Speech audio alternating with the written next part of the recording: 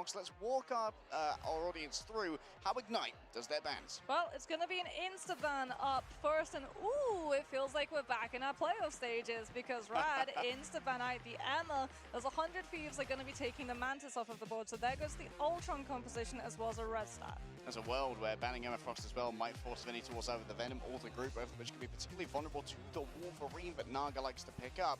And this might mean that 100 Thieves have to pivot into a Wolverine ban. First Protect's going to be going the way of Lunar Snow.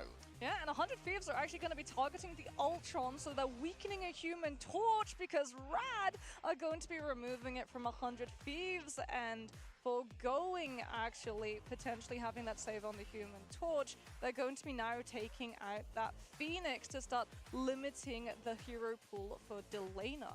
Yeah, there may be a world where they just go all after the hero pool of Delana here and try and get rid of a Psylocke as well. Yeah. It's going to be a Loki Protect coming through. That's obviously one for Harvey, who gets a huge amount of value out of that one. And Captain America is going to be the last ban here. Yeah, Captain America is going to be banned. So Luna is still going to be actually up right now for 100 Thieves. It's not one-sided, as Rad prioritized removing the Emma for that Psylocke to not get the mirror symmetry. As we're going to be seeing a one-sided Phoenix, however, come on through from Rad, which is now going to force 100 Thieves to ban Magneto, I would be assuming, so that we don't see the Meteor M combined with Inferno, which has been absolutely melting through a lot of these team fights. But no, they actually removed the Venom instead, taking out Trust Me's opponent. And getting rid of a potential for the Symbiotic Shenanigans team up with Jeff. The Symbiotic Shenanigan Tendrils combined with the Soul Bond of Adam Warlock can be so much sustain for that all-important first fight on each of these Domination submaps. Well, Rad were able to get their hands on Human Torch, as 100 Thieves did not ban it. They did, however, weaken the resources that it would have available, but they also didn't go after the Invisible Woman. So...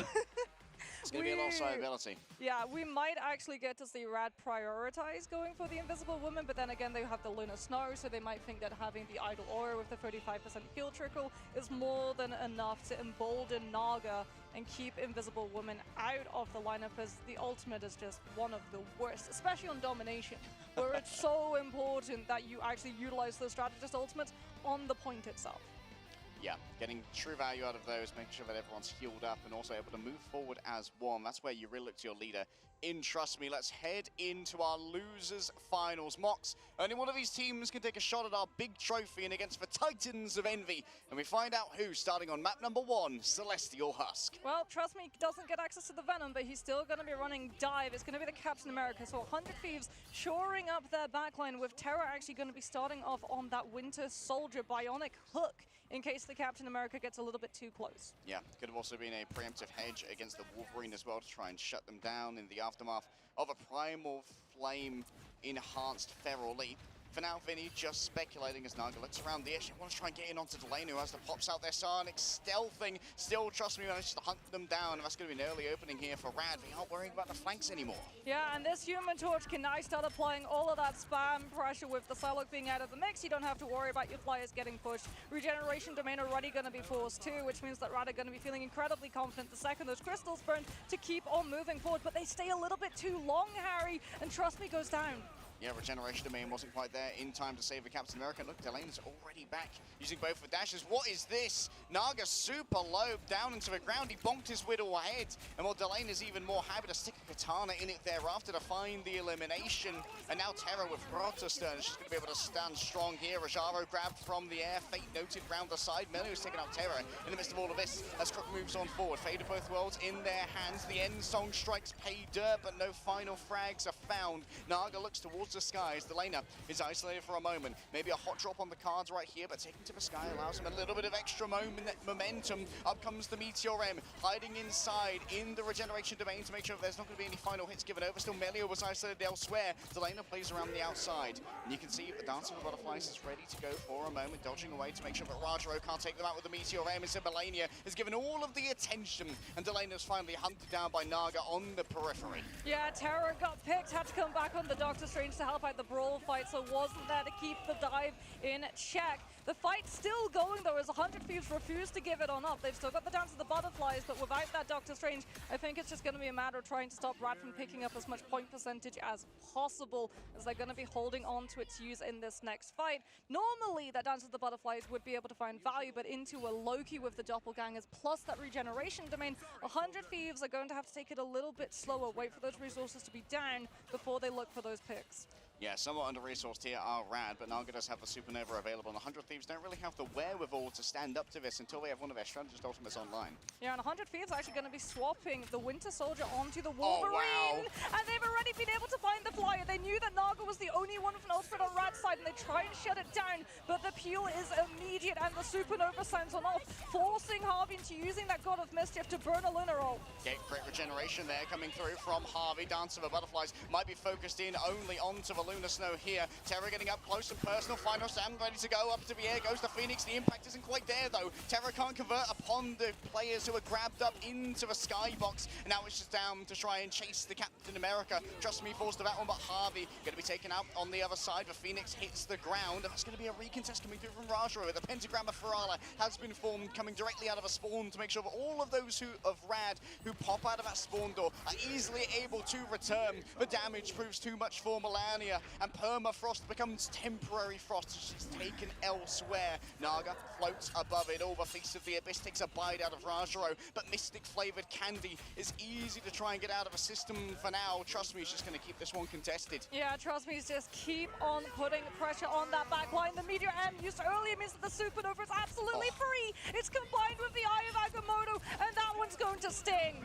All right, the Supernova just does so much damage, both soul and body cooked alive by Naga, reducing the 100 Thieves to atoms. And despite the purchases that have been made so far, they still haven't been able to flip the point at all. Yeah, level 1 Crook's going to have God of Mischief too. It's up to Vinny on this Venom to try and get a tap to activate that overtime, as we're in final fight territory, but the Venom falls. He's been able to activate the overtime, but 100 Thieves don't have the Strange Portal, and it's just going to have to be a Wolverine jump onto point to keep it going. Vinny made the ultimate sacrifice, and Terra might be the next one to come on up. Fate of both worlds, stolen away by Harvey, the God of Mischief, certainly trying to make something work. Terra's managed to take Naga down to Terra Firma and snuff a flame out for a moment longer. Melio dodges around on point, setting up the sparks, ready to try and one-tap the Lunar Snow, following in after this, but no, taken out from mid-air. The end song is stopped, and the Spotify subscription is cancelled. Crook and Fate have fallen down. 2 Lunar Snows wilt and melt before the burning fiery passion of 100 Thieves. Trust me, still dances around, but it's a dance macabre as he falls, and Rad finally lose control of the point. The stabilization is there, but it is one fight territory, and 100 Thieves are going to have to stop Rad from just getting that Captain America onto point to force a back cap contest, or potentially hitting into that back line and pushing Harvey into burning those regeneration domains a little bit earlier than the Loki would prefer. Terra's so close to that last stand, but here's, trust me, already creating enough attention that the rest of his team get more space, and that fight is about to move on to the objective. Yeah, trust me, says everybody, look at me. Delana needs some attention off on the angle. Naga not getting a little too frisky just yet, waiting for everyone to look at Trust Me, and Terra certainly has committed to that one, falling super low. The last stand still available. I believe that was a regeneration being used there by Crook from afar, down into the midst of everybody, but guess what? Already the song of my people is playing, and that's the fate of both worlds decided here in super low. Vinny brings them with the Feast of the Abyss, and Harvey drives all forward with their own fate of both worlds. It's healing for everybody. The end song ignites, and Harvey just gets cooked under the pressure into the microwave. They close the door, they lock it down. 100 Thieves now need a plan to try and keep this one contested. It's already halfway captured for the side of Rad. A recontest of a portal might well be on the cards here if Terra respawns, but it's going to be Delana who hits in first with the Dance of the Butterflies. Managed to get rid of level 1. Croak fates up on the docket, trying to hunt down. Oh, what a bounce from Trust Me! Bro's absolutely crazy. Delana didn't see that one coming, and Naga's turning up the temperature. The Kelvin level rises. TTK looks away and takes down Melio in their own right. As guess what? In the midst of all this, an Iron Fist has arrived. Terror in mid-air. The Hot Drop not able to compete, and that's going to be Naga coming up close to the flame clusters, making sure that the chi itself is absolutely melted. Yeah, Yeah, it's just dealing with some of these picks coming on through. 100 Thieves trying to force level 1 Crook into feeling pressure to utilize that ultimate so they don't have it the next round. The regeneration domain's going to be burned almost immediately, and still Rad haven't been able to finalize these picks. Melania gets the Human Torch, Meldio trades it to the Venom, and it's going to have to be level 1 Crook parting with the God of Mischief instead. Harvey's managed to get it as well. Everybody's dancing on the point. It's a good time for all and sundry. Karaoke party. They're singing Fate of Both Worlds. They're waiting to see who's a rival till the end.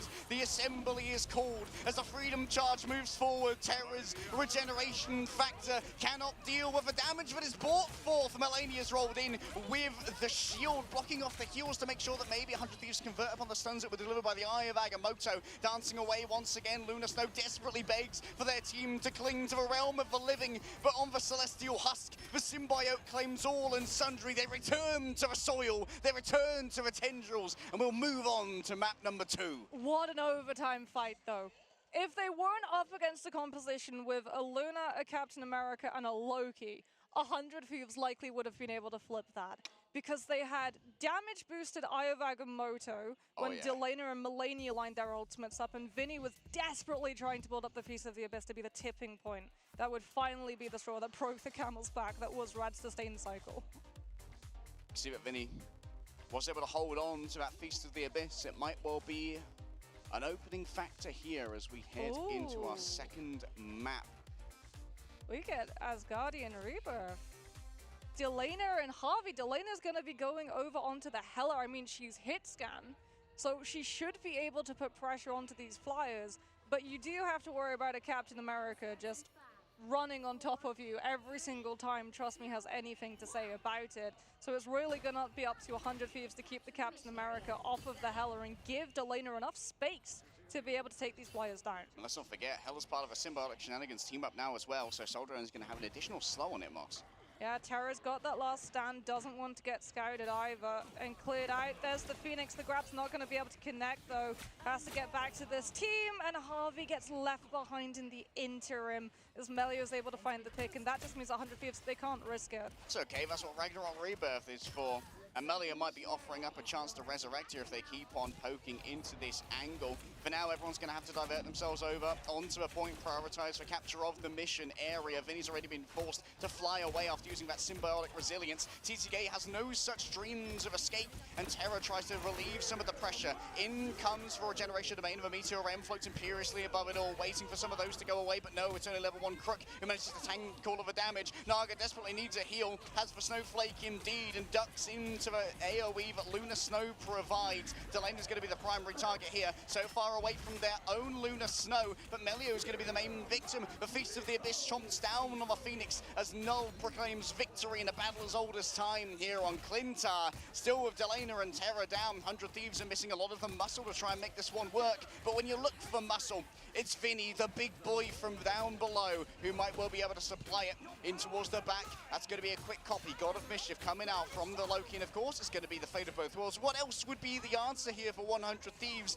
Additional sustainability. The two songs continue to play, and now with the end song prepared, everyone is forced to move themselves away from the point. A nice bank on through, but no final hits delivered. Level 1 Crook's about to get another God of Mischief. Trust Me does fall, so no Captain America to be able to bounce off the point contest. Terra's built the Kraken impact. The Loki doppelgangers are still up. They'll provide one reset. They almost end the Winter Soldier down, but the Magneto will be able to find the Bulwark, and Rad now are forced to live until level 1's Crook ultimate can come on through. However, the damage is so stacked. Meteor M holds the space, allows Delana to start getting these hits on through, and 100 Thieves are starting to stabilize. TTK unable to convert, Trust Me, with 2 off of Vibranium Energy. Saw Bro went to Home Depot and walked out with the whole bloody store right there.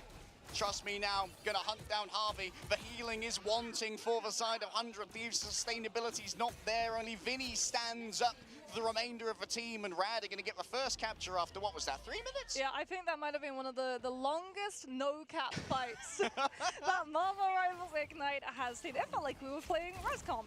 as Naga is actually off of the Human Torch, going over onto that Wolverine to be able to counter grab the Venom when Vinny tries to get on through, as that is going to be something that they have to be cognizant of. Feast of the Abyss amped on up with Melania's Fate of Both Worlds is going to be the recipe for 100 Thieves' success, especially if they have that Kraken impact coming on through secondarily. Yeah, combined with the Culling Aura, it can be absolutely deadly. Mox, both of them mostly just respect the overall max health percentage. Trust me, falling low.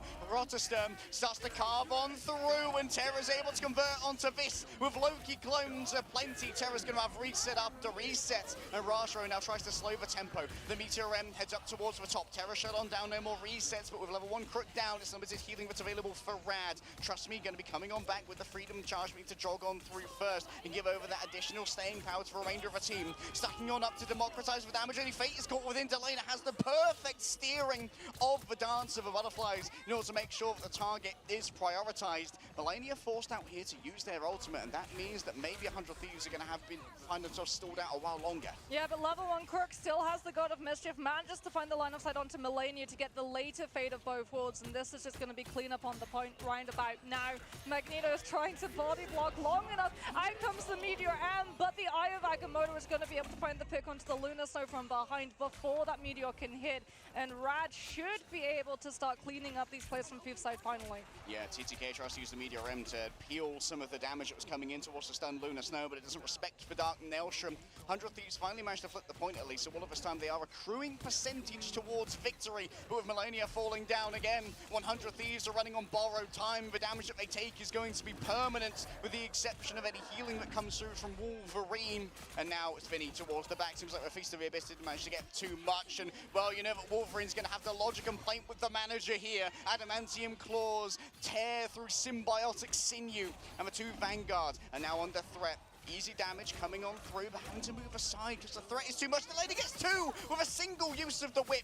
Now that is some magic, making the entire Vanguard line disappear. Vinny's coming back on the thing to get back into the fight a little bit faster. Level 1 Crook uses the God of Mischief, but there's no follow-up off of the back of it.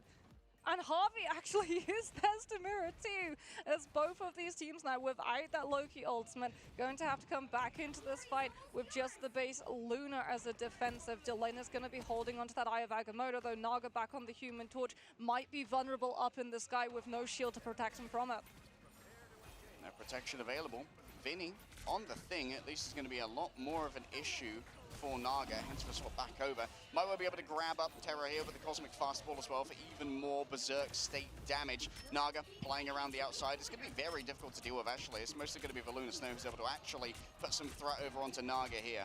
Yeah, has to be careful that he doesn't get jump caught by Vinny on the thing, though! Oh, no. As talking about getting caught! That last stand just got too many players from Rad's side. Fate, no choice, has to go for the ultimate just to keep the team sustained. What a catch of the shield to come on through and block Rogero's Meteor, and Delena, the hero of the hour, still holding onto the Eye of Agamotto as well. And he invests it at the same time as the Wolf looks for the grab.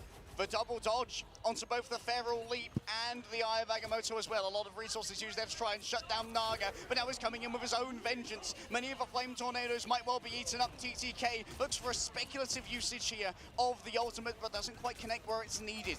Rad now still have the Enson coming on back, but Melius returning from spawn due to the gift that was given over by Terra earlier. Harvey uses the God of Mischief to become Lunar Snow, of course. The fate of both worlds will once more be proclaimed, and the fate of the lower finals as well. Taken from the air is Naga. Terra, the anti-air missile, the angry little man that is the Wolverine. Rogero's next to fall on down. Terra refuses to be humiliated 2-0 on control. And here on domination, it is domination for Terra. Too far away is Trust Me, and 100 Thieves even it up. The target focus coming on through from 100 Thieves side is absolutely stellar. They know that the Human Torch, if everyone is fighting on the point because it's an overtime play, no one has the time to be able to look up into the sky, and Naga would have been able to get away with so much, but 100 Thieves make sure to keep the torch in the periphery and shut the Supernova down before it can come on through. If they don't have Meteor M, they go with the Eye of Agamotto, the pressure of that Wolverine to force Naga into not being able to use it until TTK has that ultimate bolt. And now it all comes down to the last domination map. Oh, Mox, this one's going the distance. Every single one of these maps has taken so long as well. Each is so hard fought, and once again, it's going to be a bitterly fought competition for first control. Yeah, 100 Thieves have adapted, it feels, to the tempo that Rad have been playing them. That first round, having a lack of Emma Frost to be able to use the Carbon Crusher against the Captain America was pretty brutal, but this time around, Terra's going to be starting on that Winter Soldier once more. We'll see whether or not that's going to be swapping on over to a Wolverine if they lose the first fight, as no one on the 100 Thieves side has an ultimate. Rad, in the meantime, they're going to be incredibly close to getting to amp up that Phoenix Endsong Inferno with the help of a Luna. Vibranium Energy Sword doesn't get too much. They will have hit the rock instead, but now in towards the back line, Melania and Harvey are going to be forced to pay attention to each other. And while you're looking at each other, you're not looking at Rajaro. Fate adds to the symphony with the ice arts as well. And it's quite the collage macabre, but has been generated here by Rad. This could be a quick first cap. There are still 100 Thieves members around, though. Yeah, no Luna guest track needed. It is just Melia's Endsong Inferno to be able to instantly break those regeneration domain crystals coming on through from 100 Thieves side. That Phoenix ultimate being able to break deployables is pretty rough for the God of Mischief to have to handle. Unfortunately for 100 Thieves, they're going to now have to handle the spam composition in a retake situation. Yeah, this is where you really find your approaches taxed, Mox, and it's going to allow Naga to build up towards a supernova so quickly. Yeah, point percentage too. 100 Thieves, there's a toll to pay for an approach, and it's either going to be an ultimate or a pick, but Rad have so much sustainability as well as mobility that by the time those health bars start falling low, they're already repositioned somewhere else entirely. Oh, trust me, just poking in, reminding you, you can't forget about the Captain America. Going to be the first ultimate coming through from Harvey. It's going to be the God of Mischief, an attempt to try and convert here from Terra. Is of course going to be able to get easy resets off the back of these. Melania falls on down. Once again, the combination of the Endsong and Meteor M is the bookends of the album that all the EMEA fans have been waiting for. Trust me, heads towards the back, just carves through 100 Thieves. Sentinel strike after Sentinel strike hits their mark. And the late picks too, all of these staggers onto 100 Thieves means that potentially there's one more fight and then a TP recontest in this round before Rad are able to walk it with 100-0. They're going to be walking directly into a supernova as well, and they just burned the Meteor M, so they're not even going to be able to absorb it. Worst case scenario here for 100 Thieves that Melania gets picked first. You don't want to have to swap off your Luna with Fate of Both Worlds to swap back over to a TP Mox. I mean, Delana too. Delana and Vinny are going to be ideally looking for a combo with Feast of the Abyss as well as down to the Butterflies, but Rad are going to be doing everything in their power to prevent those two from sinking.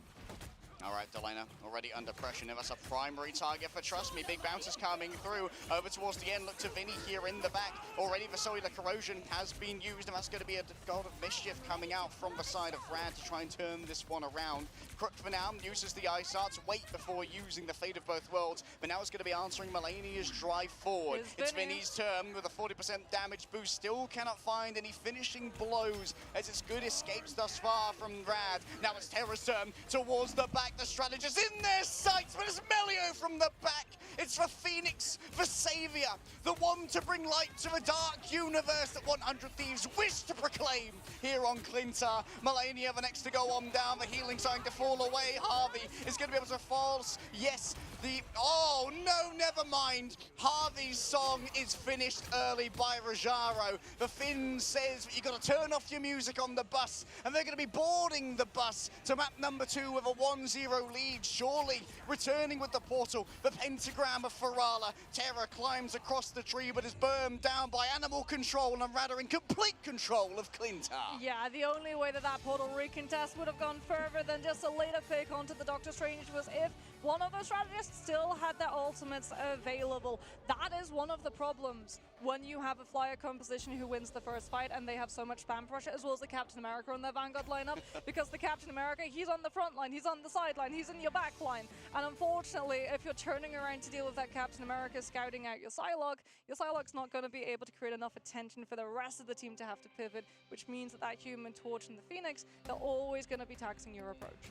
Yeah, there's a reason we've seen so many Captain America bans. He's an omnipresent force. Yeah. And trust me, he's doing a really good job of holding the cooldown on the Vibranium Energy Sword for when it's mostly, like getting that bounce onto Delano when they're escaping, essentially invisible, was unbelievably valuable on our first sub-map. Yeah, I think also that the fact that they got forced onto the Captain America because the Venom got target banned last is actually quite good But trust me, because it means that if you see something like a Winter Soldier to come on through with that bionic hook, Captain America actually has an opportunity to be able to block it, as opposed to Venom, where you kind of have to hope that mechanically the hook isn't going to be able to hit its target. And when that Winter Soldier is Terra, I mean, those mechanics are going to be hitting every single time. Yeah, but block's super valuable as well, because the bionic hook does not stop on contact with a player. It can roll on through and grab multiple people, so you can effectively body block for a more vulnerable player like a Luna Snow, who wouldn't have quite as many escape options as well. So maybe we see the Captain America taken off the table here. A little bit like Citadel's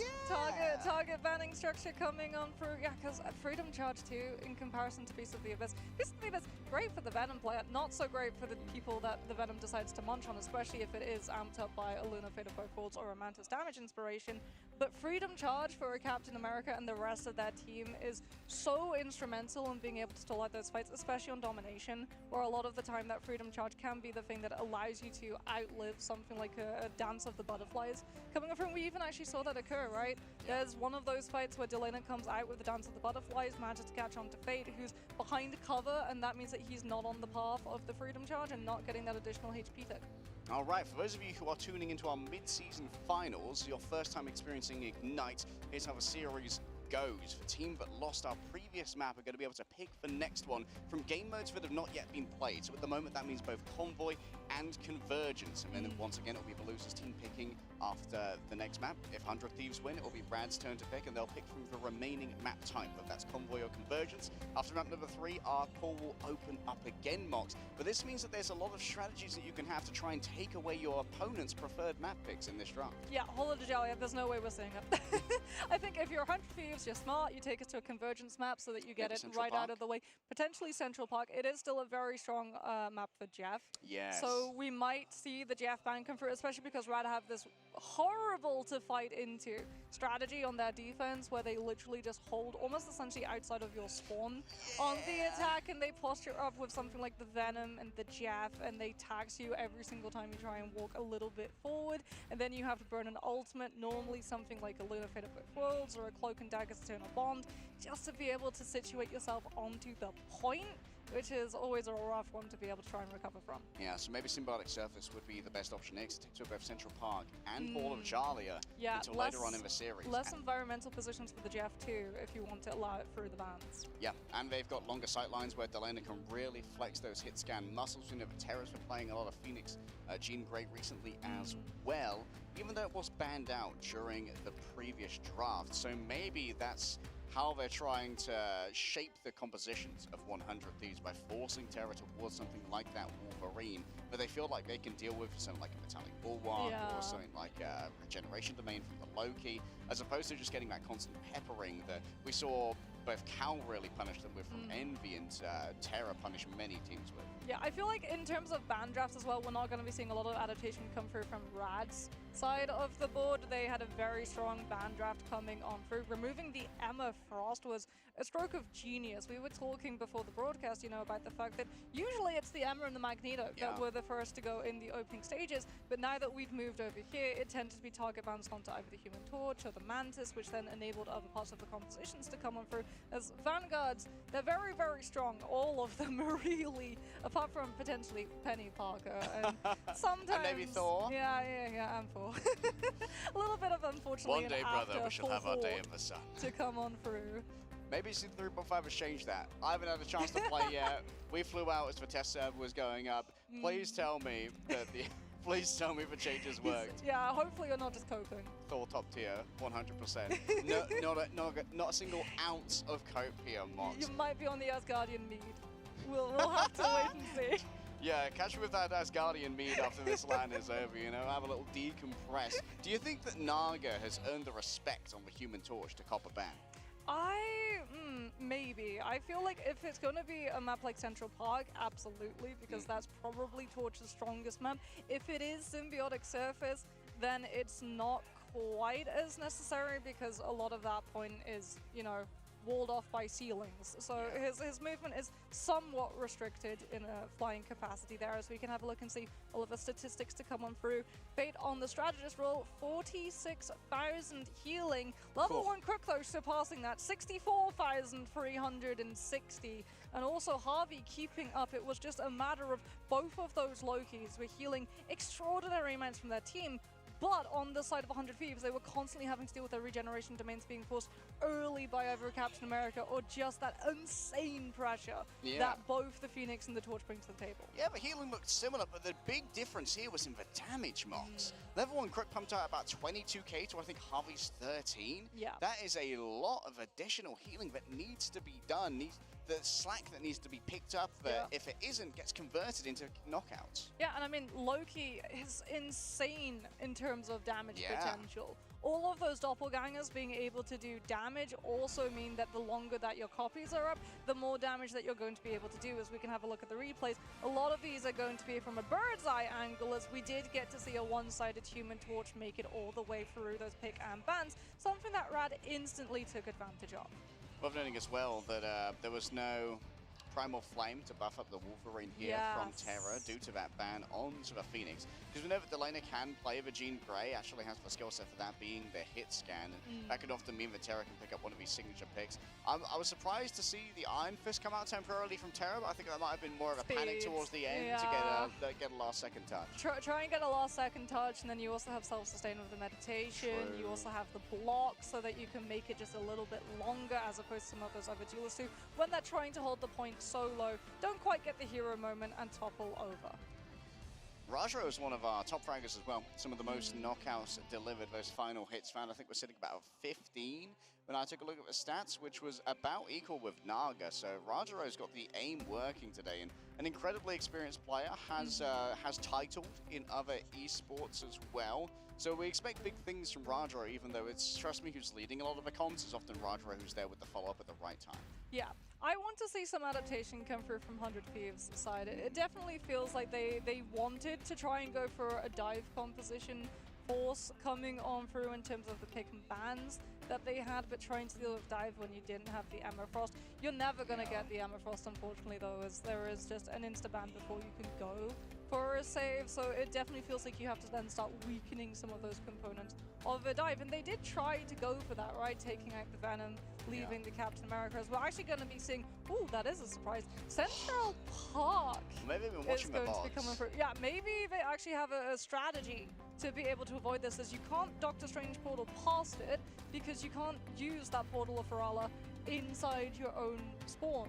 You have to go outside of it, which then means that you can just get CC'd and displaced by something like a Jeff bubble if you don't body block. Jeff right click goes crazy. That's soft CC. Bounce you back inside spawn, turn it off. Which, this is interesting, because like you said, we see these early holds. This is an area where even Envy struggled against Rad. So I'd say this is a brave draft to 100 Thieves. Maybe they think of it because there's this precedence for the instant Emma ban that they might be able to get torched through. They might be able to get torched through, but it's going to be a very interesting ban line coming on through for both of these teams. I wonder if Rad also were expecting to go to Central Park, or if they thought that they were going to be pulled somewhere like Symbiotic Surface, which would then have delayed the opportunity to be able to pick it on up, as we're going to be getting very shortly into our ban drafts. And remember, for you all at home, these are one-sided, targeted bans coming on through. So if they target out something like that Human Torch from one side, they're still going to be able to potentially play it themselves. Yep, you could sometimes you can pull the pro gamer move, ban something, then instantly protect it. Like, only we are getting access to this. Sometimes that happens a lot with Luna Snow. Yes. Given that she is the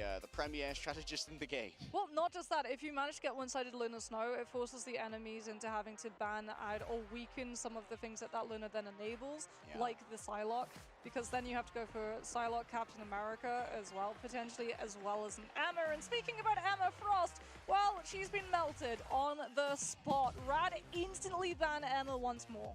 All right, this is probably going to mean the Human Torch Protect is going to be available. Somehow it always happens on Central Park mocks, but that's the price you pay when you prioritize getting rid of Emma Frost. Rad now going to be taking out that Lunar Snow, trying to force 100 Thieves into having less resources, as well as going for that one-sided Lunar pick that we talked about, as 100 Thieves are going to be starting to weaken out any potential triple strategist lineup. Both the Ultron and the Human Torch have been removed as, oh yeah, there we go. Rad are really going to be trying to force this Psylocke full pocket composition through, as that is a Psylocke save and Emma is still up as well, which means that Rad are going to be very happy with what that X-Men is going to be able to get up to in the backlines. You know what? I'm a little bit more confident of 100 Thieves in this map. Did you see how quick those bans were? They came into this with a proper plan. Yeah, they did, but Psylocke does historically incredibly well into flyers. Yeah. Which could prove problematic. Still, there is going to be the Invisible Woman on the table for that additional sustainability if Terra is going to be opting into it. Question is, what are we going to see Delana play here? Likely just going to be the Phoenix again, and it's going to be able to soften players up with those sparks to allow for a hot drop from Terra. Yeah, I think 100 Thieves, they're going to be starting on the attack though. So they're going to have to be trying to get past some of these spawn holds, or maybe Rad mix it up and don't go for the spawn hold because they think it's a little bit too telegraphed, that strategy was out in the open for over multiple hours. Yeah. And coaches and analysts at this level are so quick at being able to counter-strat you that you just can't risk it. Incredibly difficult to have consistent value from one of these strats. Only really Res comp has stood the test of time against that. A lot of others have been figured out quite quickly. But with Season 3.5, it's been solved by Guang Guang. So thanks, Guang Guang. Yeah, you're very happy about I that. am incredibly happy. I'm a certified res competer. Yeah, you were like, I don't think it's that good, and then it turned into, I don't like casting this, because it is indeed just that good. Rad are going to be on that defense, 100 Thieves on the attack. There indeed is the prophesized Delana Phoenix coming on through with Terra on the Human Torch and Millennia. Even the Cloak and Dagger is open. It's going to be on the Pocket Sibling to make sure that Terra has a little bit of extra sustainability as Ultron was removed, and that's the best way to keep the Human Torch in the air. No, I don't mind Naga being on the Star-Lord here. Can be such a brutal thing to try and deal with in mid-air. That hit scan tracking, we know that Naga's fantastic at it. Too, and they know that the Human Torch doesn't have that immediate pocket with the Ultron, so you're not even going into a 1 versus 2. And that's something that Terra's going to be going into if Melio and Naga are able to combine their attention and take the Human Torch out. You can see Vinny continues erecting these walls when you see Trust Me go in to try and waylay their path out and make the disengagement a touch more complicated, but with essentially unlimited jumps and dashes, but not too much of an issue. Maybe it's more to just try and cut off the healing coming on through. Terra falling low. You can see that team up once again getting the value. TTK afflicted with an anti-heal for a moment as the price of dark magic starts to run through their veins. Now it's Vinny's turn to move on forward. Up comes the Ironwood wall to try and block off some of that healing from the backside. Almost a fully charged Emma needs the backup of the Fate of Both Worlds to roll on fourth. 100 Thieves might absorb some of this aggression though, and that's going to be a strangling prison into the midst of all of this. The extra damage coming through from the copied over Fate of Both Worlds damage boost means that they can convert onto Melio. Still Fate hiding in the back. TTK reigns above it all, and Terra can't escape from all this. TTK was waiting too far away for too long and could not bring up the shield in time, an iframe to avoid the incoming CC, and TTK is punished for the audacity that was shown. An attempt to break LOS, but still Vinny falls for the feminine wiles of the Emma Frost. Down comes the end song. Doesn't seem to impact exactly what Delana wanted. 100 Thieves have used so much here, but gained nothing. Yeah, and literally nothing was gained. Rad were able to bounce the point even with the pressure of the Grid and the Strange anchoring it, and don't give up a single tick percentage. They're coming into this next fight with Dance of the Butterflies. 100 Thieves are going to have to stack all of their players into it. Potentially Terra isn't able to get through in time as Supernova is on the cards. Rad don't yet have one of their strategist ultimates to hold on to it, so 100 Thieves can't wait that long before they engage, but that means that the Diver's already set up to hit the backline. All right, we need to move fast into the regeneration domains. They're all broken down, though, by the Blaster Barrage. Great AoE play here. Terra knows that it's time to be a hero. Bastard dodge away behind the brickwork. Melio flies on up, but becomes a little bit scared of a Charbroil, and it could be offered by one of those flame tornadoes. Still, Terra cowed into submission. One of the greatest opportunities to try and take this space has been wasted away, and I believe that Harvey Harvey or Crunk have been able to use their own ultimates here. Yeah, both of the Gods of Mischief have been popped. Additional usage of the Ice Arts is available as you roll on forward towards the back. Naga picks up a health pack of their own. Delane has been caught out by Trust Me. Away from the invisible boundary, Harvey almost falls down as they're isolated. A force physics to push away. Melio can't be converted upon just yet. It's a strangling prison onto one. Rajaro caught in space as Naga floats behind. Too wary of the approach of TTK. The Dark Maelstrom is too alarming to stay near to as Delana is finally returning. Having given up the Phoenix, moving back more quickly on the Psylocke. TTK is going to be coming on through with the Eye of Agamotto, but unfortunately for Rad, they don't have players to try and hold on to this one. It looks like it's going to be a teleport recontest coming on through from their spawn instead, but that means that they're going directly into the Eye of Agamotto if they're not careful. Regeneration Domain had to be used to make sure that the landing was safe, and that opens themselves up after Fate's ultimate ends. Towards the top, that's going to be 2 stuns delivered. Trust Me and Melio both going to be victims. So passive is taken out of the Wolverine, but Fate still there with all the healing from the Fate of both worlds. An extra damage boost because it's just enough to try and get rid of Harvey in the back. Melio caught out midway through the ultimate. What a clutch from Vinny. Terra and Delana also going to be contributing as they look towards the Captain America. The yell of freedom echoes out throughout the central parts of New York as all look on in awe as freedom is broken this day by the criminal empire of 100 Thieves. Yeah, Crook gets a consolation, but that's all it's going to be as the cap is completed. True, but unfortunately for 100 Thieves, they had to burn the Strangling Prison just to be able to take Trust Me down with the Freedom Charge in hand so that Rad were able to stabilize and organize a longer recontest. And that's burnt some of their ultimate economy. They don't have it to combine with Supernova in case one of the strategists is able to get their ultimates up in time. But level 1 Crook is going to be, well, investing a little bit of time in seeing the respawn room. However, Fate trades it back with pick onto Terra, and Rad think that they can still take this fight. Fate's going to be solo healing. Going to make things a little bit more complicated here. Trust Me desperately needs to get some of that. Naga node towards the back line is so clean with the raw mechanics.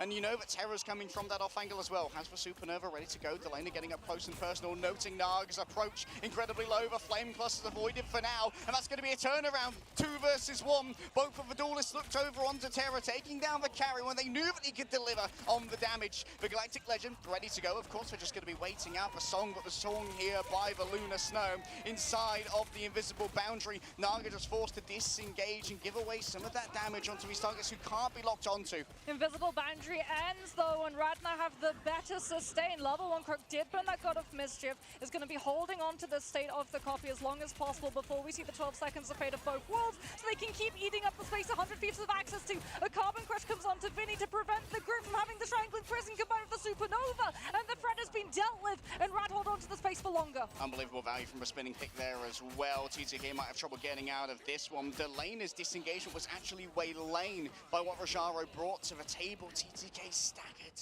Rad know that they have to be careful about how close they hold to 100 Thieves with the Strangling Prison and that Supernova combination, and they're going to be playing in separate pockets of space, so if that does come through, it's a minimum amount of players who are caught rather than the maximum. Vinny has to choose his victim. For now, it's a little bit tempting coming through from Trust Me. Terra taken down, 26 seconds remain. Vinny once again charmed by Rajaro. A quick grip with the Carbon Crush, and they turn that tree into coal. Oh, all of the split angles that Rad were playing on line up for a perfect 3-point dive connection from both the Cap and the Psylocke and the Star-Lord. And 100 Thieves have a whole 10 seconds left to be able to try and get onto that objective.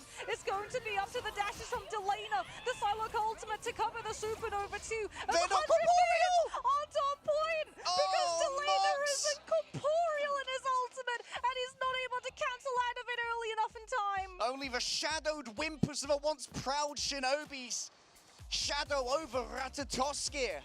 Terra must have been interceded upon on their way towards the mightiest of squirrels, but now no might from 100 Thieves has been seen. On their map pick, they only get the singular point and nary 60 meters. Rad being able to pull it back with the amount of ultimates, plus that pick onto Terror on the Human Torch, as 100 Thieves had the better ultimate economy going into that first fight on second. But the Human Torch just swings out a little bit too far out in the open, and in that moment, Rad spot it like a hawk. And after that, all of the cards just keep pulling the defense's way. Perhaps a singular misplay there from Delana. I'm not sure if he dashed up too high to trigger the overtime, or simply was a little bit too early with the channeling of the Dance of the Butterflies to have been within the threshold? Yeah, I think it was really problematic because they caught him. They knew that he was on the rotation. He was under pressure. He had to burn all of his dashes because they had so little time. He had to go for his ultimate because he knew his health bar would start tanking. And then he had to try and cancel out of it early so that he would be able to be counted as contesting and overtime would hit. But unfortunately for 100 Thieves, that is not what ends up occurring, and now it's a matter of having to hold halfway through second if they want to be able to take their map pick. But as we've talked about, defensive Human Torch is stronger than offensive. However, 100 Thieves, they're not on Human Torch. Terror is on a fly, but it's the Jean Grey. Yeah, giving up the Human Torch for now, noting that the pressure in the air from Naga was a bit too much to deal with, but now Melio is going to be focused in on the ground, trying to bully Vinny. The classic matchup of the Wolverine going up against the group. Trust Me demands attention, and while Terra's more than happy to give it a big grab through there onto TTK, the Cloak of Levitation unavailable, but Fate's Ice is more than available for TTK. I hope you enjoyed your visit. Now return to spawn. Of course, they are going to be able to portal back here, so 100 Thieves going for a full disengage. Yeah, 100 Thieves trying to live behind that point. Rad not overextending, as it would mean that they get isolated off by the Groot. Wow. But Melio's found another, and Vinny goes down. The hospitality offered here by Rad is far from ideal. Fate rocking the back though. Terra gets a double. Oh, the carry may well have arrived finally. And now it's running on borrowed time for Rad. They've already got this one down. Harvey forced to use the God of Mischief to steal away the Eternal Bond. Yeah, Rad are just disengaging. They force the Loki ult. They don't want to take the fight. However, they do lose players on the disengage, which means 100 Thieves buy themselves the space back. Rad can't turn into the fight after the Loki ultimate's done. They have to wait for the respawns to come on through. Galactic Legend can be used to break this hold as Melania close to their own Eternal Bond, but not having it in play. 100 Thieves need to buy a little bit of stall to have it built. 140 seconds or thereabouts on the cooldown of a portal to return as well. That might prove crucial later on if 100 Thieves mean to return. Delana watching the approach of Melio. Indeed, a lot of damage already been taken. Fate of both worlds going to be popped right here as Terra has to try and disengage. A quick sidekick shift away. A solo usage of the Fate of the Butterflies. An impact as well from the end song. But with all of this sent on out, it's going to be Melio who tries to get a conversion here. Trust Me finally delivers a final hit. A little bit of extra rage gained as the Galactic Legend once again shall be written amongst the stars. And as I look across the cosmos, I see a coalescence of astral entities spelling out the name of Naga. And it's the name of Rad who are in lights right now as they manage to capture first point. Oh, late pick though, goes down onto the Star-Lord, but 100 Thieves going to have to be regrouping incredibly quickly. They do have the better ultimate economy in this fight, but Rad were able to find the picks, clean the house, and now they have so much forward positioning up into second. We're potentially going to see one last fight if 100 Thieves don't manage to land this Eye of Agamotto. Delana is all the way behind them, however, has been able to scout out Wolverine, but he's now going to get checked by the Star-Lord and has to make it through and win the 1v1, Oh, wow. and he does. Only 60 damage taken as well. Second move forward onto Fate, unbothered, but frozen up. What a turnaround from Fate. And look at how far Ratatoska has already gone. As 100 Thieves were not brave enough to move up and try and intercede on its behalf. That's going to be already regeneration domains used. Moving forward, climbing the space with Eternal Bond. It's the same play. Rad disengage after the Loki's been forced. 100 Thieves moving forward off of the Eternal Bond pressure that they have. But now Rad feel that they can take that fight.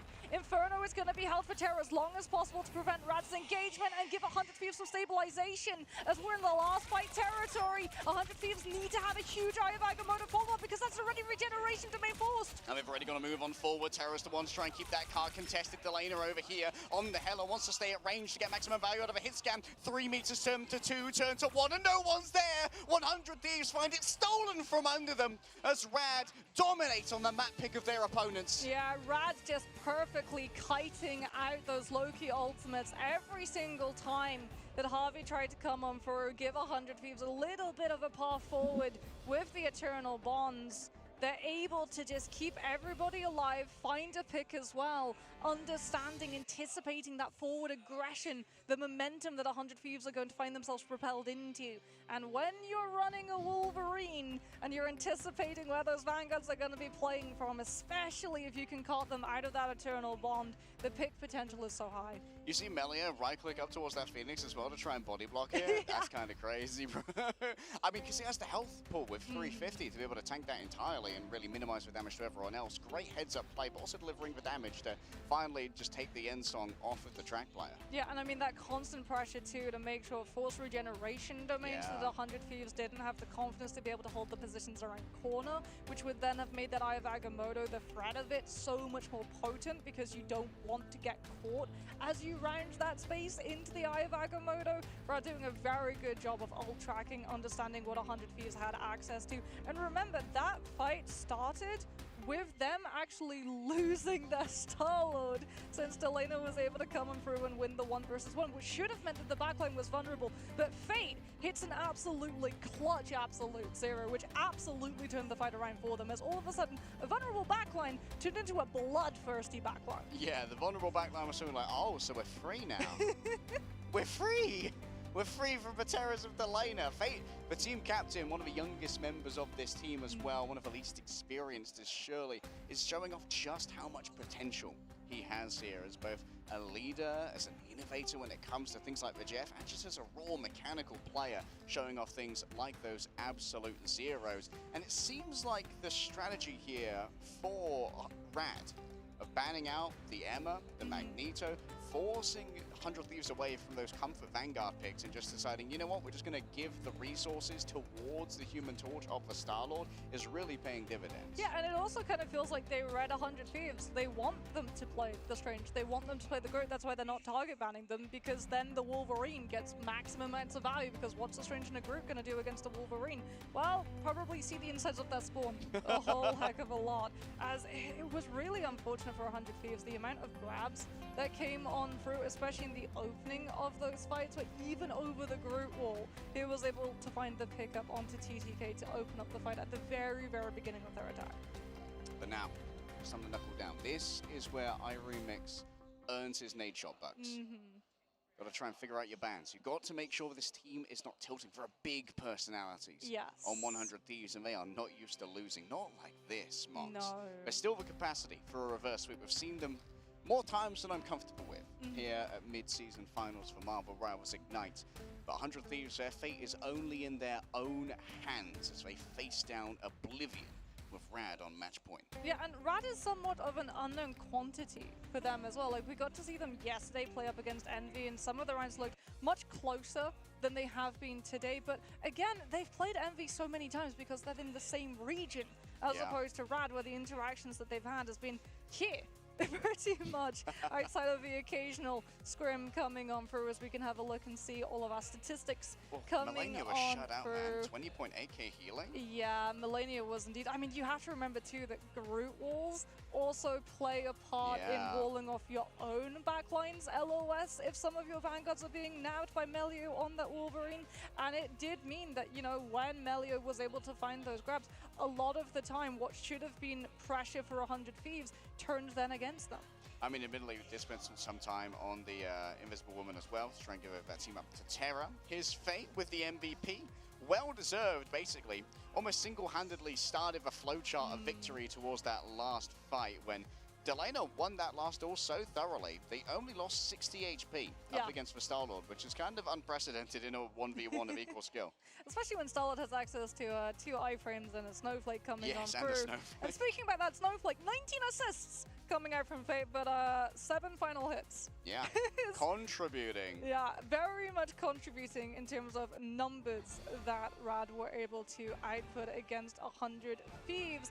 As unfortunately for 100 Thieves, having the Invisible Woman trying to help out that Human Torch on the attack did somewhat neuter the effect that they had of things like the Loki copy in comparison to Rad, who immediately have access to a Luna, where you literally just comp to your Luna, hey, I'm looking for my ultimate, can you give me ease of access? Yeah, you can see just how aggressive one of the Luna Stones was right there. Look at this evasion here, by the way, from Naga. And that actually baits Terra in to a point where Melio and Naga can get the 2 versus 1. And it feels like Rad always kind of, they were tugging on the 100 Thieves leash, you know. They're like, come on, a little bit closer.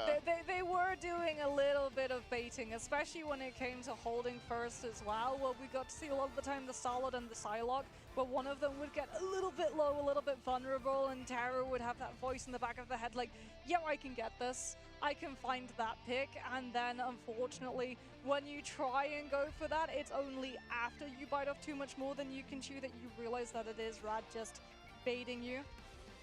Yeah. There's the finisher right there with Melio coming up to meet the end song, just like Logan would IRL, or in the comics, I suppose. Like, I'm coming, Genie. I'll save you from that, Phoenix.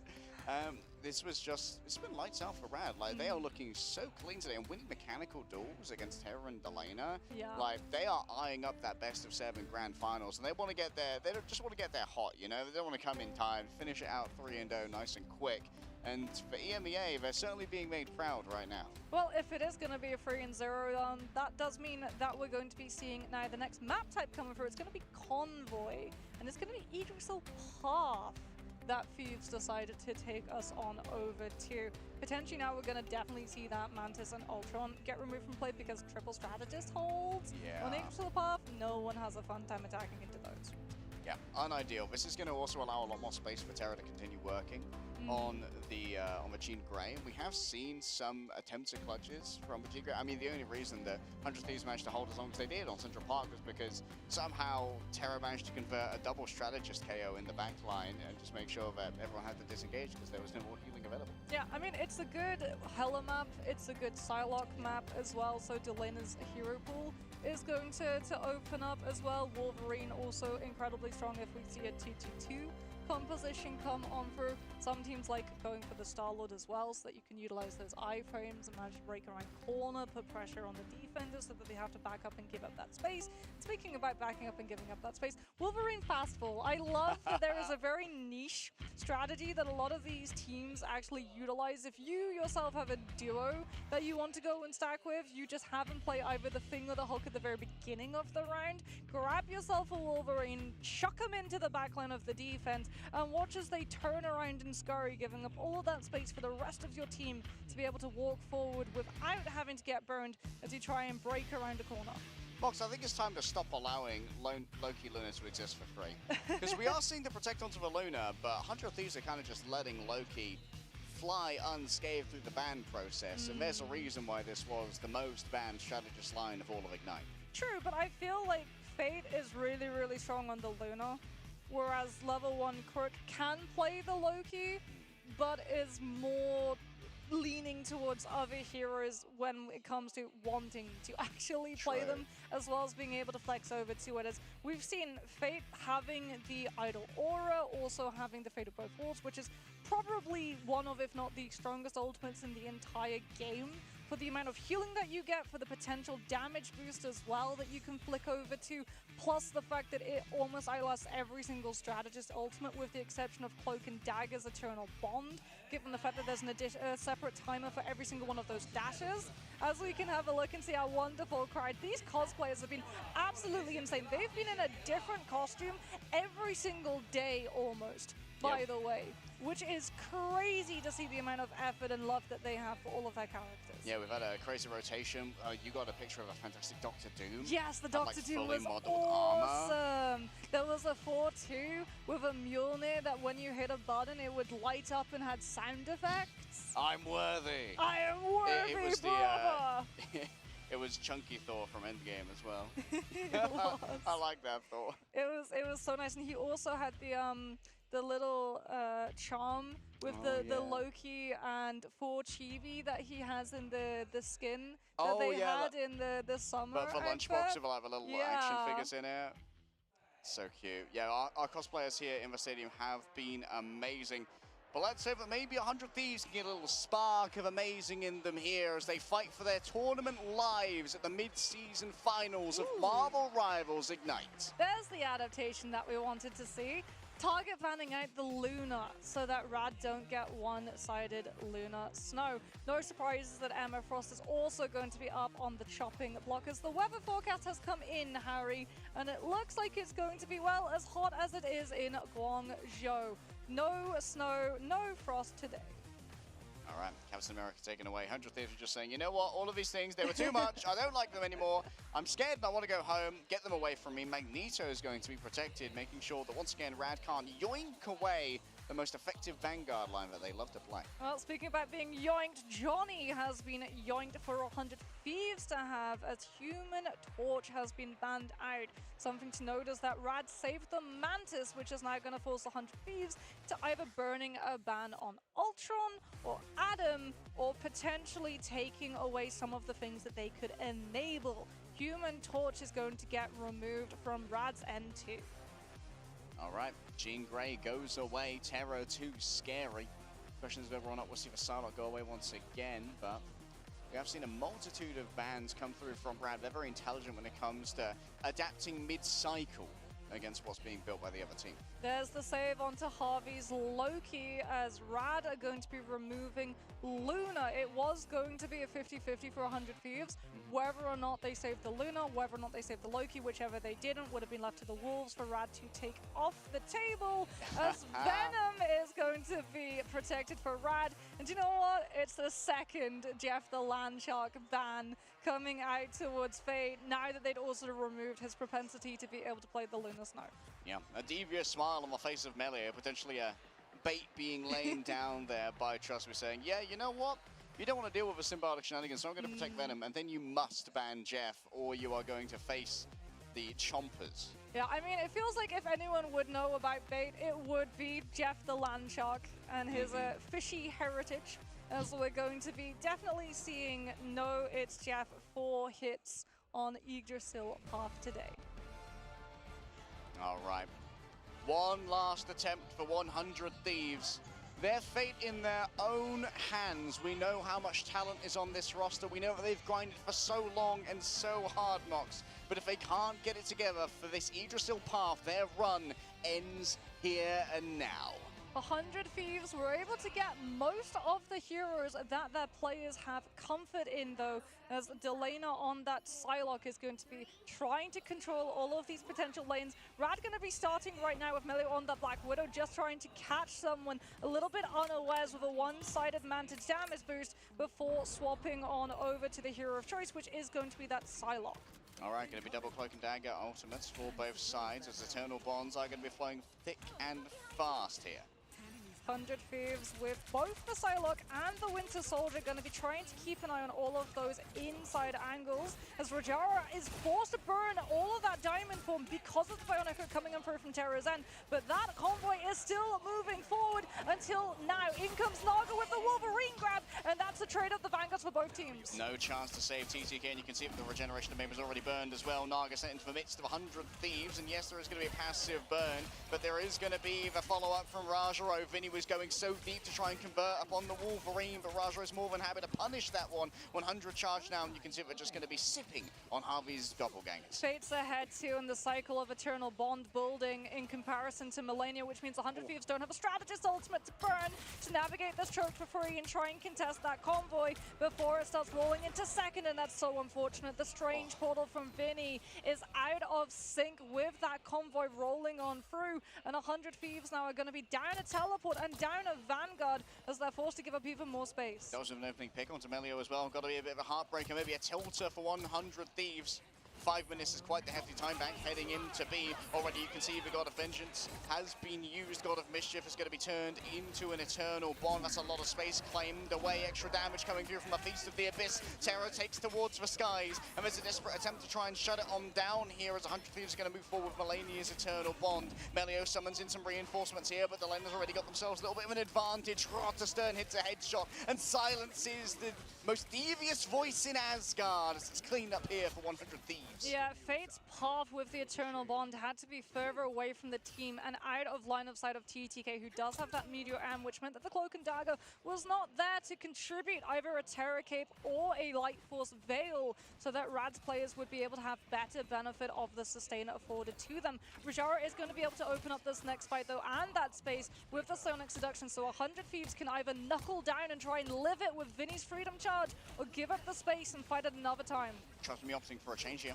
over to the Magneto, thinking that they can win out the brawl because they have access to the Emma. Frost taken away from 100 Thieves. Quick grab, and Delena's already been 1v1'd here by Melio in the back, and of course that's the advantage of that team up. Freedom Charge is once again proclaimed by Vinny, far from America, but Brooklyn's always in the heart of Steve Rogers. To the sky goes Terra, and they lay down upon Melio, but inside of a regeneration domain, all the damage means nothing. Rotterstern cannot convert upon the Kraken impact. The yells of again will not be profaning the ears of Rad this day as the goats continue to roll forth. Still having that Psionic Seduction too to stop 100 Thieves from having any form of momentum. Early Loki ultimate comes on through from Harvey's end. Delena comes on through with the Dance of the Butterflies, managing to find the pick onto the Phoenix before the Eternal Bond dashes, but TTK can't find the Cloak and Dagger to stop the ultimate from lasting.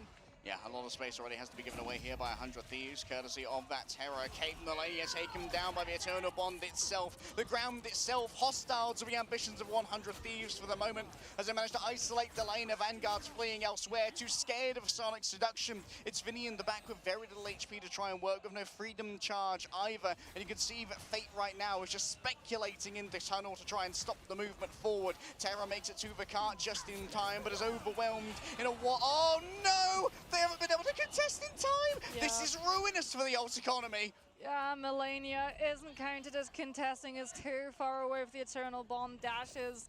And unfortunately, that means that they're now down that ultimate into the next one. Rat get one-sided Eternal Bond as Harvey isn't even anywhere near the God of Mischief, which at least allows Trust Me to hold on for the Meteor M, but that means that Melio, the value of the Stance of the Butterflies is so large. 100 Thieves have to just stall this fight coming on through with the Captain America to give them any chance of building an ultimate to match what Rat have right now. The beacons are lit, but can 100 Thieves hold out until the remainder of the Marvel Universe comes to aid and dance of the Butterflies available in the back? A force out here. Oh, Trust Me with the double! And it's Naga with a third! 100 Thieves are reduced to only 3! Make it 2 as Terra tries desperately to avoid him. TTK stands alone. 1 thief remains. Terra might actually just get solo ulted by Melio with the Dance of the Butterflies to just shut down the Kraken impact. No, he's off of the Winter Soldier. Rat had too much space to be able to live it. He's onto the Wolverine for the passive. Just have an extra lease of life as here comes the Eternal Bond from the Loki. TTK's trying to shut it down. He finds level 1 Crook, but 100 Thieves have to find so much more to turn this around. The kid of a top tier is finally becoming a full-grown man, an adult with on the rollers. Terra finds himself Rajara as well. The Vanguard line is disassembled, and 100 Thieves hold for now. 100 Thieves do burn the Loki and the Captain America ults for it, though. Terra's going to have a last stand. Rad not going to have one of the strategist ultimates to get carried on away from, but that means that Delena with the Dance of the Butterflies can be brutal. On the other hand, Melio's in the same position, but he's facing down an Eternal Bond, which Melania can use to keep 100 Thieves nice, safe, and secure all through it. A missed grab and an expended usage of a metallic bulwark here mean that 100 Thieves are down on some resources they really wish they'd rather have. Still, Rajara having used that diamond form, all comes into the calculus for flowchart of a Marvel Rivals fight. Terra going to go for yet another attempt here as Vinny distracts towards the back. Once in, onto the Loki, level 1 Crook can't even get away. Summoned a doppelganger, but all they find is doom at the hands of 100 Thieves. Delena and Terra both invest, but they find themselves reaping the dividends. Yeah, 100 Thieves read the Rad gameplay. They knew it was going to be a poke fight coming on through from the attackers until Fate had his ultimate. So Delena goes in first before Rad have the resources to live it, and they're able to catch on to that Loki. However, they've delayed the problem. This now is the problematic fight that they have to turn and test to, as Rad have the better ultimate economy, and we're 2 fights away from a full push. A fight that was earned and a fight that shall certainly be delivered upon. Melania already down. Harvey going to be the next upon the docket. You can see already there's been a burning of the regeneration of the main, taking to the sky. TTK, he hits the tree, but that's not a group. It's simply part of the environment. Yes, there's going to be a momentary stall coming through from 100 Thieves onto the cart. The goat stands stock still rather than moving towards Idrisil. But now the tapping must be stopped as Naga rolls on forward. The end song playing again and again in his head as he asks, what is that melody? Is it a funeral dirge for the defense of 100 Thieves? It would seem that Melania disagrees inside the Eternal Bomb. There's plenty of damage and plenty of healing to be done. A shearing out of damage as Sarah falls on down. The end song played to Logan, specifically 200 years old. He doesn't know what a CD is. They're trying to overtake here onto Vinny, who manages to drag themselves away and keep that freedom charge in the back pockets. 100 Thieves only feeling pressured now to utilize it with all of those sparks being bolt on up. Rad having a little bit more time are going to try and disengage as 100 Thieves. They remember the last time they chased with a strategist ultimate, they burn off too much more, and they're going to fall back and wait instead of overextending. The Dance of the Butterflies once more ready to be summoned, thousand-folded steel in the hands of a shinobi to try and burn through the onlys that Rad are presenting. TTK stacked up with sparks and Harvey placed close to the door. He's ready to exit at a moment's notice, but TTK is going to be playing his own exit music right here, playing them off the stage, and Melania is going to be taken off of this one. A knockout delivered, and Terra's too far gone. Vinny's here trying to make something work and keep the cart contested, given over the metallic bulwark for a moment of extra life.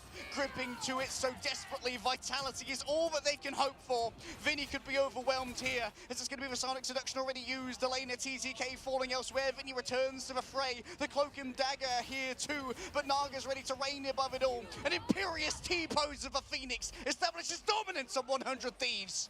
Rad able to find the strategists. Harvey was so close to that God of Mischief. It could have been curtains for Rad if that had been able to come on through with a copy onto an Eternal Bond. But they have the target focus. All of their players converge on one specific player, bit by bit removing all of those pieces from 100 Thieves board and stopping any potential for getting held on third. It all comes down to this attack, Mox. And then rounds after that, 100 Thieves. They slowly feel their chances slipping away from them. Oh, but those heroes, well, that's slightly different to what we saw from Rad previously. They got res comp for the ban drafts, as 100 Thieves did. Burn the Jeff over the Adam Warlock and that Mantis. And that means that this stall composition is going to be burning out a lot of the time bank if 100 Thieves aren't able to just push the res out of its momentum cycle. TTK, on your screen, one of the younger players, one of the newer players, the only controller player left here in Marvel Rivals Ignite of a top tier, maybe a top 3 team in the world, but they could still go farther yet. Rad stand on the precipice with Volcano Summit, ready to dive in and face Envy if they can only achieve victory here, defending Yggdrasil path. Yeah, no triple strategist, triple Vanguard lineup defense. However, Vinny on that grid is going to be problematic for the Adam Warlock to have to deal with. Trust me. Also on that Venom has to be careful he doesn't go too far in towards Terror on the Winter Soldier, but Terror's already been taken down. It's actually too far forward. Maybe there were some assumptions made, thinking there'd be more support than there was. Trust me, has to use the symbiotic resilience, but it's all part of a game plan for the Venom, Mox. We're on to Wolverine. Delana over to the Hela, the hit scan. Not going to get pressured by Rad's dive early on, potentially also utilizing that Soul Drainer to grab Trust Me back. Dagger Dome gets invested from 100 Thieves to start walking around the corner, but that's just the first stage of the fight against the res composition. The regeneration domain already got forced by the Venom dive, but Trust Me is going lower and lower and lower, and he finally goes down. It's Delana at range on the hero that we all started to know Delana for, the hit scan goddess of Hela, the god of death, is able to celebrate this day as TTK expands their domain with 2 more sacrifices. Brilliant cutoff as well coming in through from Vinny, right to the backs of Rad so that they couldn't run away from that one. Naga on the Star-Lord though, Melia's going to go for the self-revive, and Rad is still going to make this time fight cost. Okay, Crook revives himself in the back. You can see that Fate is hiding out. Or Melia, rather, I believe. Yep. It's going to be round the back, waiting for that Karmic Revival. It's just going to be using the passive ultimate charge for now. May throw out a live stream or 2. Trust me, waits for the opportune moment to chomp on through. The damage is barely even considerable here as Harvey uses the God of Mischief within their own domain. The Asgardians are ever more powerful. Rajaro can't quite deliver, but the delivery here of damage could be everything onto a strangling prison. Level 1 Crook of Rajaro fall down, but it's Melio in the back. Once again, the Karmic Revival for healing is going to be there from Fate as well. It's going to be a fully charged re-engagement here. Naga falls down, but guess who's back yet again? It's the yo-yo of life and death as they move between this plane and the next. An attempt by Naga for a blaster barrage, converting upon the damage, but Delana reigns over it all on a throne of bone. 100 Thieves just looked so much more disciplined in that fight. Rad thought that 100 Thieves would push into the space where Comic Revival were, tried to burn the Galactic Legend to punish in case, but 100 Thieves, they knew as long as all of the players from Rad were behind the point, they weren't contesting it. The rest comp was forced to walk into the setup of fire that Delana and Terra had already established, and we go into second with 100 Thieves looking so much stronger in the first time for these rounds. Reinvigorated, perhaps a word from the coach, perhaps Melania, the assistant coach in the lobby themselves, has been able to deliver on this. Already level 1 Crook falling down to half. Naga finds himself an off angle here to continue pressuring Vinny. It's going to be the Venom into the midst of all of this. Naga kidnapped away, a quick sidekick shift, and the Metallic Bulwark is not enough because guess what? It's always the backstop. What a standout performance so far from Delana, piercing Knight into the midst of Rad, and Delana is absolutely popping off. A god of aim before your eyes, I am witnessing. Canonical Law, I feel like, is that Heller on Yggdrasil path is able to just get such a power spike, and Delana truly is the goddess of death herself right now.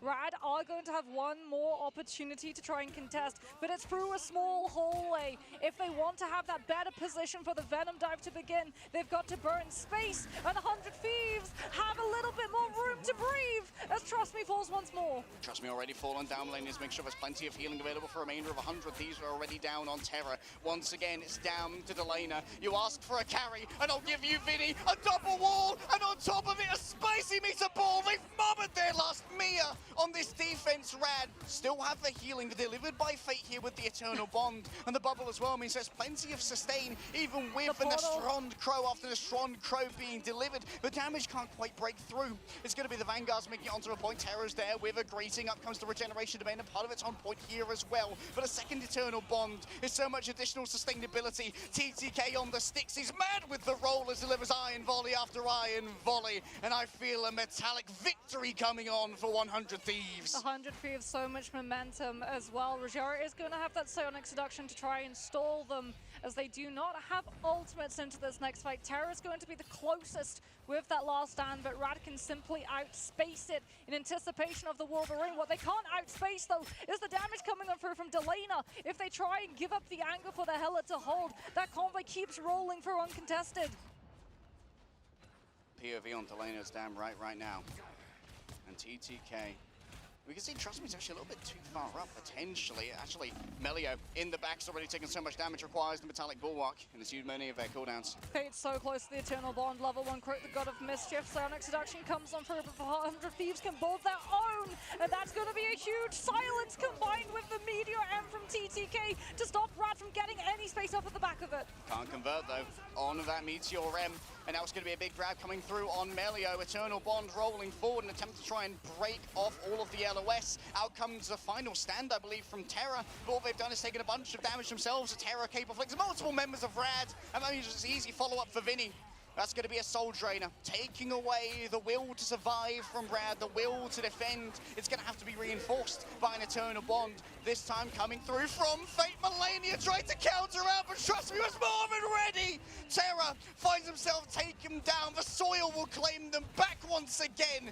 Down below their feet is an ever-burning acid laid down by Rad. Their caustic exteriors, too much for mere criminals to deal with. The end song sounds out once again as Naga heralds a finish to this push. Rad stacked so close as well. They're going to have another God of Mischief in a matter of moments as they're still finding these picks. 100 Thieves forced to back up all the way almost to their spawn to stop the bleeding of their time bank. Still got a lot of time, however, to play with, Harry, as level 1 Crook with the God of Mischief has to worry about TTK's potential with this Meteor M.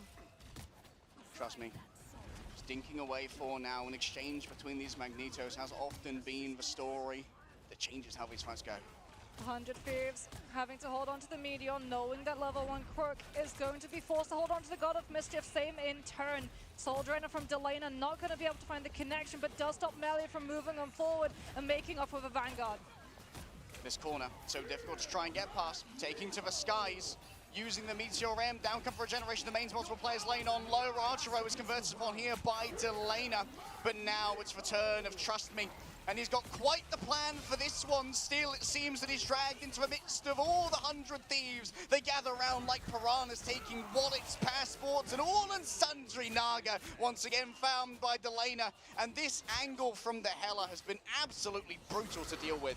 What is this? What? Melio gets two! Both Melania and Delana, and that's really going to blunt the momentum. Oh, the combination. Fate with the huge terror cape to blind 100 Thieves from what was being set up in front of them. The Wolverines able to find it through. Psionic Seduction from Rajara from the top ropes reclaims high ground as well as low as they fall from it. And 100 Thieves are losing control of the situation.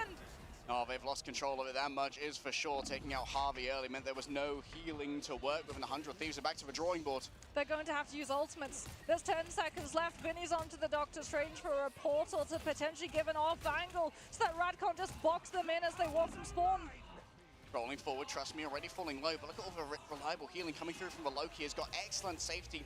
For all these doppelgangers, it's going to be very difficult to dislodge from this place, and realizing they can't work against this portal as an effectively immortal shield, they give up a little bit of space. Level 1 crook noted, might have to swap over to a different doppelganger here. Melio's already fallen on down, holding a fire from Delana, not wishing to charge up the Meteor M, and the reliable shield of Vinny once again is raised in defense of 100 Thieves.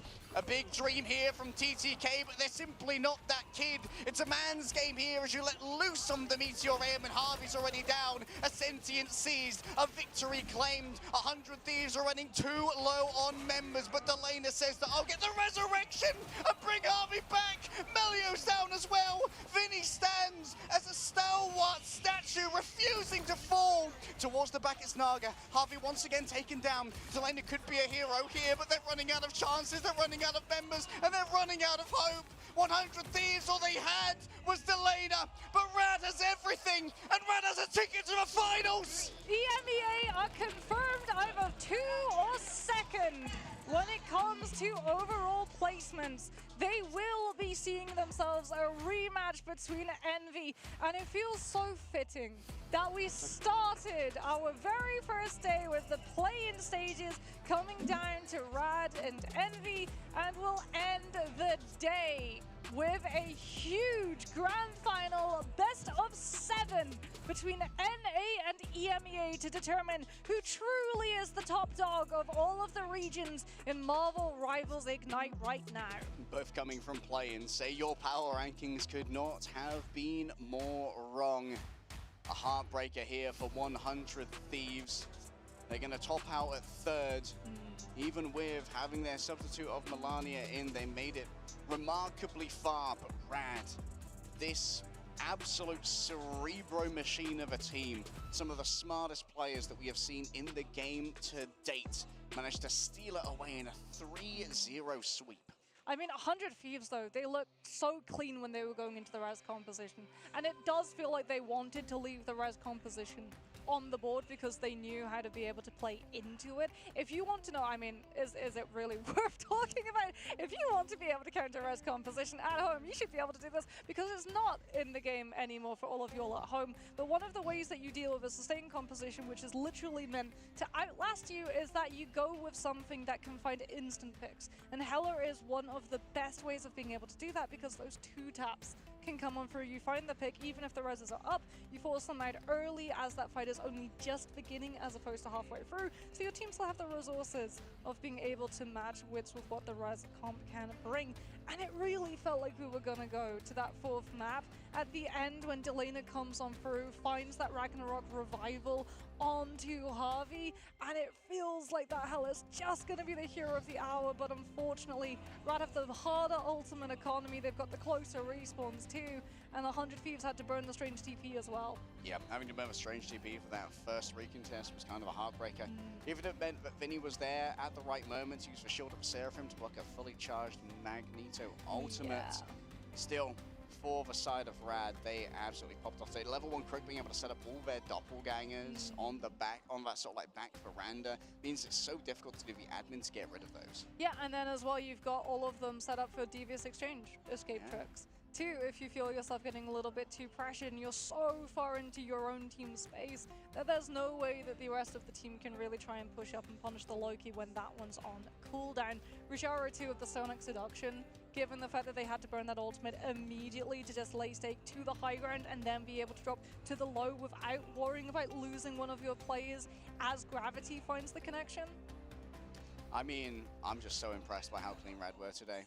Showing off different looks as well. I wonder if we're going to continue to see this Emma ban move forward into their matchup against Envy, because Kaluch certainly is an absolute terror on the Emma. Usually we see a lot of precedence in the bans towards like trying to shut down Speedily and that Flyer Prime hero pool. Getting rid of the Human Torch first, I think, is still going to be a priority. Yeah.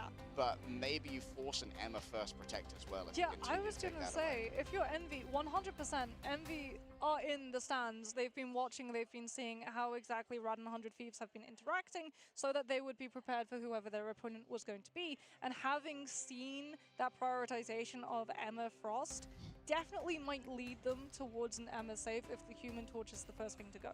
Yeah, I think that they're taking the notes, you know, the gators out there, running through the million scenarios, Doctor Strange style, 14 million and 6 scenarios, and yeah, this is the one where we protect Emma and we win. But Envy thus far they've been challenged, but they are yet to be bested. Their closest challenge was right at the beginning of their bracket up against Citadel, which was a 3-2, although they kind of swept that one back the second they realized that they could just ban Captain America and things became a lot easier. And you know what, Captain America might be another high priority ban, because trust me, it's been getting some real value out of that as well. Yeah, I feel, especially if you get Emma Frost taken away from you, it's probably going to be better to take out the Captain America than the Venom, as Venom is just a moving hitbox. Unfortunately, though, it does become a little bit harder to deal with this if Mantis is in the field, because one of the things about if it's a Luna combined with a Venom, at least when the Fate of Both Worlds comes through, you know in that 12-second, at some point, that Venom's ultimate is going to be coming on out, so you can have your strategist backline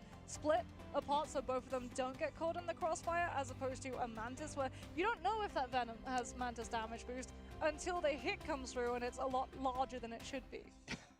You're like, that hurt a lot. Damn. I mean, those damage boosts can really change the maneuver breakpoints, and the internal calculus. It also disrupts your comms a little bit as well, because you've got to continually try and take advantage of that. Here's a quick look at how our scoreboard shook out for our final match of the lower bracket finals. Yeah, Delena coming on through 35,000 damage done. Ooh. Really did, like, that Hella round looks so strong. You can see why he was known for that hero at the very beginning of Season 0, as unfortunately for 100 Thieves, even with their premiers, Terra on the Wolverine, Delena on the Hella, and TTK for a little bit of time too, getting such a good setup synergy with Vinny on the Groot, with the wall-offs to lead into the Magneto's Meteor M. It's not every day that we see Meteor M get a double, but when you have that level of synergy and you can grab as many players of Rad as you do, that's always going to be finding value. I mean, Fate just managed to do so much, and is that 3 MVPs in a row for level 1 Crook on the Loki? I was saying that maybe... Fate had Central Park on Luna. Well, it does seem like, for Rad, their strategists... I don't want to say strategist gap, but I'll leave it up to the audience. Yeah, 53,000 heals coming on through, 29 assists as well as 7 final hits coming on out from that Loki with an accuracy of 62%, which again, Loki tends to be firing off every single possible second that you can. You're either healing your team or you're damaging the enemy off of all of that splash. That's why a lot of those Lokis actually aim their primary down at the ground so that they can get the most amount of distance onto the most amount of bodies, as opposed to trying to go for either a headshot, which you don't get crits. So as Loki, you're kind of wasting your time there, or going for a little bit of a harder target to hit, one of the narrower, slimmer waist. Yeah, remember guys, if you're trying to get better at Loki at home, doesn't actually have any benefit to a direct hit. It's 100% spell field damage. So if you hit the floor near your target, it still does 40 per projectile, which is a considerable... Or the wall. That's the way that you get around trying to heal flyers. That's why actually Loki is really bad at healing flyers. One of the go-tos if you're trying to force the flyer composition from your opponent is to force them onto a line of Loki. Yeah. As he's very bad at being able to mechanically aim at the flyers in the skies. You have to be incredibly precise with your hits. I wish it had gone on a little bit longer. Really felt like Delano came alive and showed that they have just as much carry potential as Terra at the end of this series. Yeah, but these shots were brutal here. Guy's crazy. On the stage, just being able to do so much work. And TTK had a great performance as well, but Rad, they're just lights out. And they're going to be going into a finals here. Warmed up, but not tired. Yeah, that is crucial for them too, because it is potentially going to be 7 maps or more if we end up having a draw on one of our convergence points, which is possible if you either both get full held on your first attacks, or if we go into overtime and then you get full held in those rounds too. Yeah, it's brutal to look at, but both of those were the picks of 100 Thieves as well over on Central Park and Idrissel Path, so maybe we haven't even seen exactly what Rad want to run yet if they have a bit of a back foot against Envy. And it felt like Rad actually struggled the most on domination, where usually they're doing a really good job of keeping that point contested for as long as possible. I guess that was reflecting how long both of our first fights were. Yeah, those first 2 fights were pretty brutal. Almost a whole movie's length, which I feel is very fitting for a Marvel Rivals game. Cinema. Some would say yes, cinema. Everyone knows the action. Yeah, notice that Loki's summer skin at the end. It's kind of like cinema. Everyone loves it. Hopefully we get an absolute cinematic grand finals. I really do feel like these two teams have that potential to go the distance between each other, but you know what we also get, which is going to be absolute cinema in a matter of moments? It's going to be developer versus creator showdown, which, that's going to be exciting because we get to see our first ever gameplay of Blade on the professional stage. Yeah, we're going to be summoning down from our co-streaming couch some of the creators in order to see just how well they can play against the developers of the game. I believe all the developers we have today are hero designers. Yes. Including the hero designer of Blade, who might be able to pull that one out. And Black Panther. Oh. But also Doctor Strange, which I feel like Doctor Strange must have been a developer's nightmare, just being able to program those portals Can you imagine taking that to the tech lead? Like, listen, it's a portal. We're going to portal on down to the stage here to see what Fate has to say as they stamp their ticket to the finals.